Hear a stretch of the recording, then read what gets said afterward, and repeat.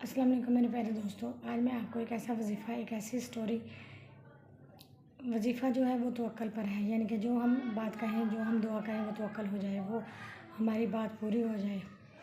आपको एक ऐसी कहानी बताने जा रही हूँ कि जो हज़रत अब्दुल शेख कादिर जिलानी गौसे पाक से जुड़ी हुई है। हज़रत अब्दुल कादिर शेख जिलानी का गुज़र एक दफ़ा समंदर के किनारे के पास से हुआ। वहाँ एक शख्स ने आकर बताया कि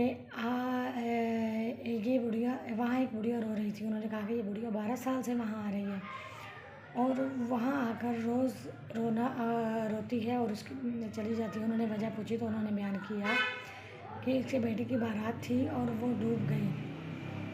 उन्होंने हाथ उठाकर अल्लाह ताला से दुआ की, दुआ करते रहे। फिर बारगाह इलाही से आवाज़ आई कि हमने इस बुढ़िया को 6 दिनों में बनाया है और अब ये जो बारात है इसके लोग जो हैं उनका गोश्त जानवर खा चुके हैं। अब हम उस गोश्त को और उस चीज़ों को इकट्ठा करके बारात को तैयार कर रहे हैं।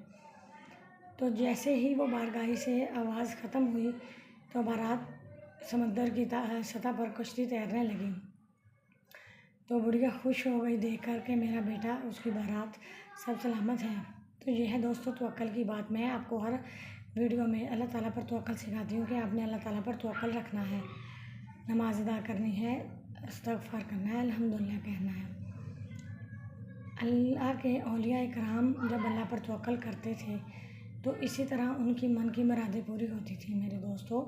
जिस तरह हज़रत अब्दुल कादिर शेख जिलानी ने अल्लाह ताला से मदद मांगी, दुआ मांगी और तवक्कल किया तो उनको मदद मिली और वो बुढ़िया 12 साल तक अपनी दुआ अल्लाह ताला से करती रही तो उसकी दुआ कबूल हो गई।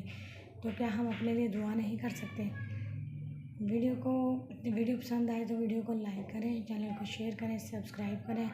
अल्लाह ताला पर तवक्कल रखें, अल्लाह पर यकीन रखें, एक प्यारा सा कमेंट करें। अल्लाह हाफ़िज़।